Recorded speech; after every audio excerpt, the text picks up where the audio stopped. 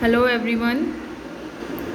This video for class 7 chapter 5 algebraic expression कर रहे थे हम, और आज हम करेंगे इसमें constants, variable, like and unlike terms and coefficient and powers. ये आज हम डिस्कस करेंगे। तो सबसे पहले हम करेंगे कांस्टेंट एंड वेरिएबल्स। क्या होता है कांस्टेंट? कांस्टेंट मैंने आपको पहले भी बताया था। कांस्टेंट में क्या होती है, जो वैल्यू फिक्स्ड हो वो क्या होता है कांस्टेंट। जैसे 1 2 3 4 5 6 ये सब क्या है, कॉन्स्टेंट्स हैं। और वेरिएबल क्या होता है, जिनकी वैल्यू फिक्स नहीं होती। जैसे एक्स की वैल्यू आप किसी क्वेश्चन के लिए तो कुछ आ जाएगी, किसी क्वेश्चन के लिए कुछ आ जाएगी। तो एक्स की वैल्यू फिक्स नहीं है, ठीक है ना। एक्स वाई जेड जो इंग्लिश के अल्फ़ाबेट होते हैं ना, ये वेरिएबल्स होते हैं, ठीक है। टी ए जो भी आप लगाना चाहो तो वो वेरिएबल्स होते हैं, ठीक है। लाइक एंड अनलाइक टर्म्स क्या होती हैं? लाइक एंड अनलाइक टर्म्स समझो। लाइक टर्म्स वो होगी जिसमें वेरिएबल सेम होंगे, वो लाइक टर्म होगी। और जिसमें वेरिएबल सेम नहीं होंगी वो क्या होगी, अनलाइक टर्म होगी, ठीक है। क्या होगी वो, अनलाइक टर्म। अब देखो कैसे करेंगे इसमें। जैसे देखो ये लिखा है 5b + b, तो दोनों ही कैसी हैं बोथ टर्म्स। इसमें टर्म्स तो ये होती है ना, इसके अलग अलग करके देखते हैं तो टर्म्स ये होती है। तो ये क्या है, दोनों लाइक टर्म्स हो गई, ठीक है। इसमें ये r नहीं होगा, इसमें ये x ही होगा, तो तब ये लाइक टर्म्स बन जाएंगी, ठीक है। ये x ही कर लीजिए, या इसमें से अगर आप या छोड़ दो इसे, अगर हम इसमें से आ ही रहने दो। अगर हम इसमें से पूछे कि कौन कौन से इसमें लाइक टर्म है, तो देखो इसका वेरिएबल कितना है x, और इसका वेरिएबल भी कितना है x, तो ये दोनों का सेम वेरिएबल है। कांस्टेंट से फ़र्क नहीं पड़ेगा, चाहे यहाँ पे 4 हो, चाहे यहाँ पे 3 हो, चाहे 9 हो, कुछ भी हो।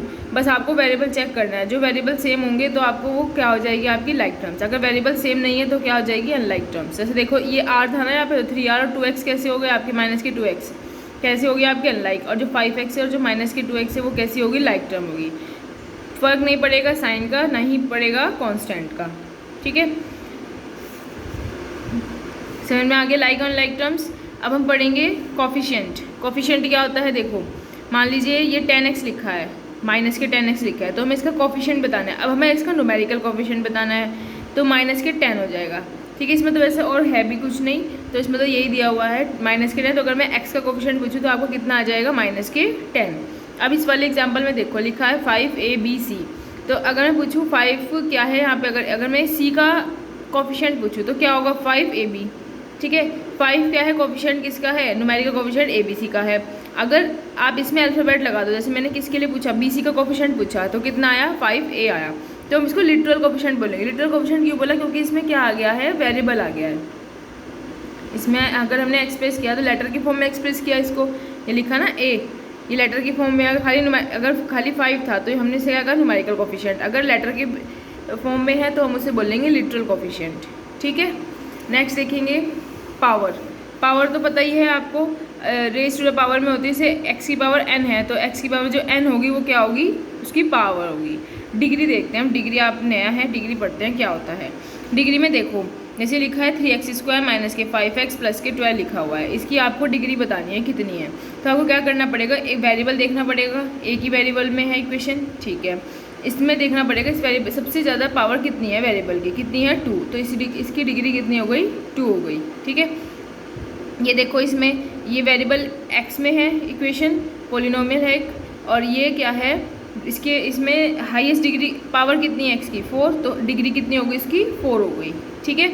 नेक्स्ट है x³ y, x² y, xy² y³। अगर आपके पास ऐसे दो वेरिएबल में कोई भी पोलिनोमियल दी जाए तो आपको क्या करना है, दोनों की पावर ऐड कर लेनी है। देखो x की पावर 3 है और y की पावर कितनी होगी, 1, तो 3 + 1 4 होगी। इसमें यहाँ पे कितनी होगी, 2, और यहाँ पे कितनी होगी, 1, तो ये 3 हो गई। यहाँ पे 1, यहाँ पे 2, ये भी 3 हो गई, ये भी 3 हो गई, ठीक है। तो x की पावर 3 और y की पावर 1, तो कितनी होगी, 4, तो इसकी डिग्री कितनी होगी, 4। जितनी मैक्सिमम पावर कितनी है, 4 है, तो इसकी डिग्री भी कितनी हो जाएगी, 4 हो जाएगी, ठीक है। अगर डिग्री 1 है तो क्या होता है, वो लीनियर पोलिनोमियल होता है। अगर डिग्री 2 है तो क्वाड्रेटिक, और 3 है तो क्यूबिक पोलिनोमियल होता है, ठीक है। नॉन जीरो कांस्टेंट पोलिनोमियल जब होता है जब उसमें कोई भी वेरिएबल ना हो, या वेरिएबल की पावर 0 भी कह सकते हो आप, हो सकती है, ठीक है। अब हम एक्सरसाइज करेंगे अपनी। देखो एक्सरसाइज 5.2 का फर्स्ट क्वेश्चन है, right the coefficient of variables occurring in the following expression. अब आपको इसमें वेरिएबल्स बताने हैं, तो देखो कोफिशिएंट, अगर मैं इसमें ये तो बताया नहीं है कि किसका वेरिएबल बताना है, तो आप अपने आप से वेरिएबल की ही कोफिशिएंट बताओगे आप, और क्या करोगे। तो यहाँ पे x² कर दिया, कोफिशिएंट ऑफ x² कितना आ गया आपका, 2। और कोफिशिएंट ऑफ x कितना आ गया आपका, ये देखो इस साथ कितना है 3/4। ध्यान रहे साइन भी लगाना पड़ेगा, यहाँ पे साइन कितना है प्लस, तो हमें लगाने की नीड नहीं है, अगर यहाँ माइनस होता तो माइनस हम लगाते हैं, ठीक है। नेक्स्ट देखो x² x y² और 6y² दिया हुआ है प्लस के, तो कोफिशिएंट ऑफ x² y का कितना है, इसके आगे कुछ नहीं है तो इसका इट मीन्स 1 होगा, तो 1 आ गया। कोफिशिएंट ऑफ x y² का 4 आ गया, कोफिशिएंट ऑफ y² कितना आ गया 6 आ गया, ठीक है। नेक्स्ट करेंगे right the constant term occurring in the following algebraic expression. आपको बताना है इसमें कांस्टेंट टर्म कौन सी है। कांस्टेंट टर्म वो होगी जो विदाउट वेरिएबल होगी। विदाउट वेरिएबल कौन सी है, ये है 27 है, इसमें भी वेरिएबल x², इसमें भी x है, इसमें नहीं है, तो ये कितनी होगी 27। लेकिन साइन देखो क्या है माइनस का, तो -27 आएगी आपकी कांस्टेंट टर्म, ठीक है। प्लस का साइन तो हम लगाते नहीं है, प्लस तो में नोन होता है कि हाँ ये प्लस है अगर माइनस साइन नहीं लगा हुआ, लेकिन अगर साइन यहाँ पे माइनस का है तो आपको आंसर में माइनस लगाना होगा, ठीक है। नेक्स्ट देखो इसमें भी कांस्टेंट टर्म बतानी है, तो कांस्टेंट टर्म कौन सी होगी इसमें 7/5, क्योंकि इसमें भी वेरिएबल है इसमें भी वेरिएबल है, ठीक है। नेक्स्ट देखो इसमें देखो UVW/3, इसमें कांस्टेंट टर्म है नहीं है, क्यों, क्योंकि ये तो जो 3 है वो इस वेरिएबल के साथ है, अलग नहीं है, तो इसमें 0 होगी कांस्टेंट टर्म, ठीक है। नेक्स्ट क्वेश्चन है right the coefficient of x in 12x। अब आपको कोफिशिएंट बताना है किसका, x का, इन इसमें 12x में, तो कितना होगा 12 हो जाएगा आपका, कितना हो जाएगा 12 हो जाएगा, तो ये क्या आ गया आपका आंसर आ गया 12।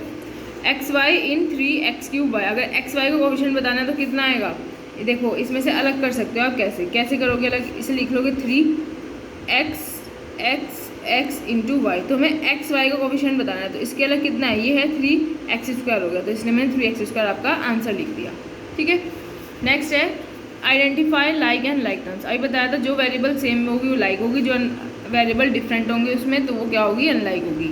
देखो वेरिएबल सेम का मतलब देखो यहाँ पे 1y y raise to power कितनी है 1 है, सब में y है, तो ये सारी क्या होगी आपकी लाइक हो गई, सारी कैसी हो गई लाइक।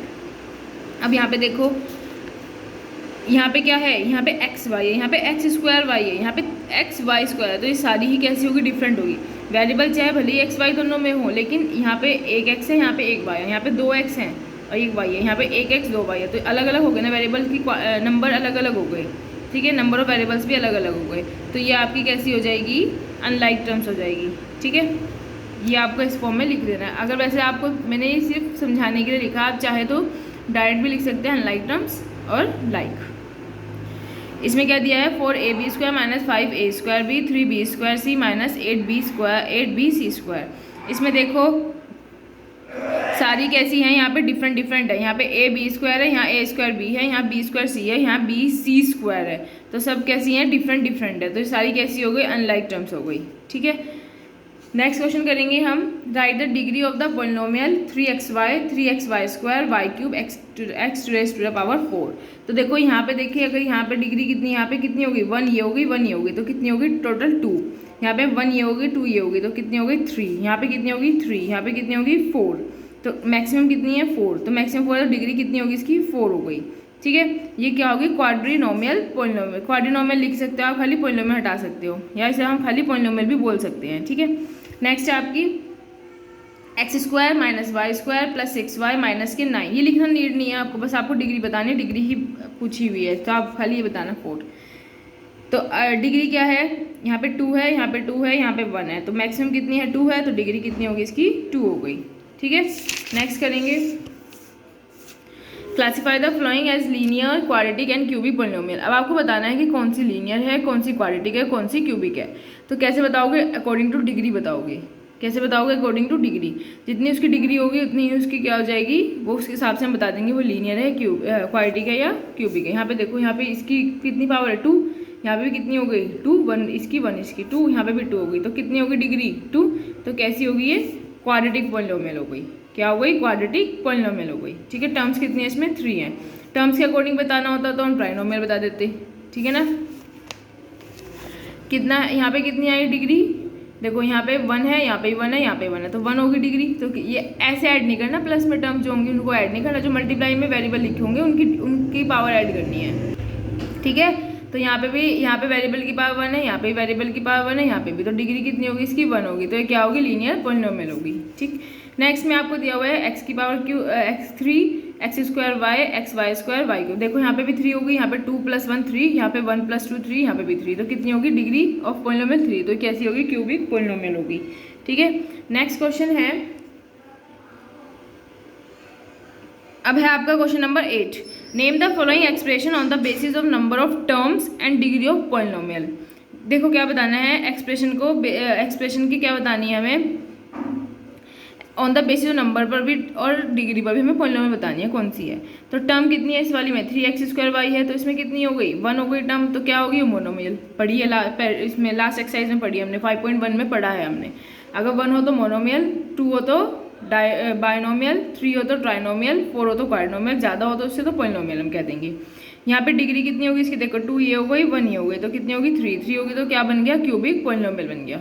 ठीक है, नेक्स्ट में देखो यहाँ दिया है x² 5 + 5x + 7, तो यहाँ पर टर्म कितनी हो गई, 3, तो इसलिए ट्राइनोमियल हो गया। डिग्री कितनी होगी, 2, तो इसलिए क्वाड्रेटिक पॉलिनोमियल हो गया। ठीक है, क्वाड्रेटिक क्या होगी, पॉलिनोमियल होगी। तो ये है आपकी एक्सरसाइज है, और ये एक्सरसाइज आपको अपनी नोटबुक में करनी है। ठीक है, सभी क्वेश्चन सेम है, हाँ नंबर ऑफ क्वेश्चंस ज़्यादा हैं, पर आपका 10 भी 2 टाइम आता है वीक में, तो आप कर सकते हैं इसको आराम से। ठीक, then okay, we will meet next video, bye bye.